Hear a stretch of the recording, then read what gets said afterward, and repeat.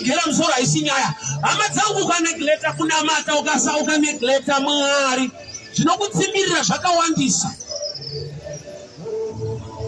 Jephthah asichifewe so akangogadzisa mindset yake kuti ndiri mwana wechifewe kwete kuti ndini ndiri chifewe. Saka pamberi paMwari I'm still okay. Because akafewa ndamai vangu kwete nini. Saka Mwari unogona kundiwanira nyasha nokuti ndakaberekwa musituation inorwadza but inini handisi marwadzo. Unofa uchiblema vanhu, unofa uchingobuda musodzi uchichema. Zvauri kuchema zviri beyond your control. Pakuda kuti wapukuta musodzi woti Mwari ndiwanire nyasha. Show me the way, tell me what to do. Why? Because kana zvakatoitika. Azviri vhesi.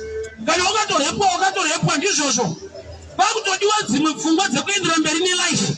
Dani kuti unosvika mukufa uchinongodzera kuti but dasina kundirepa so dai upenyu wangu waita musha. Dasina kundirepa ndobva wakandikanganisa. Situation inorwadza but zviri beyond your control. Why? Because zvakatoitika. Kana ukanamati mhoka kana ukababa kitwa kana ukatsanya wakarepwa. It's beyond your control. Zakei achida kuona Jesu angari murume mfupi. Varefu varipo. Kana dai akanamata akatsanya airamba ari mfupi pakati pevarefu. Chii chaakaita?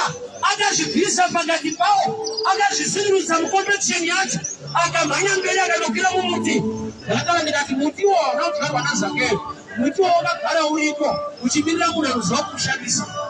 Nekuda kwekuti iye mupfupi. Opportunities mulife anichekuita nekupfupika kwako ariko. Problem uri kufaita vanhu mumasystems hausiri supposed to fight.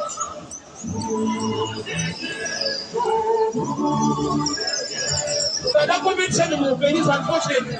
Kune vanokukunda zvaunoita. Kana kuri kungara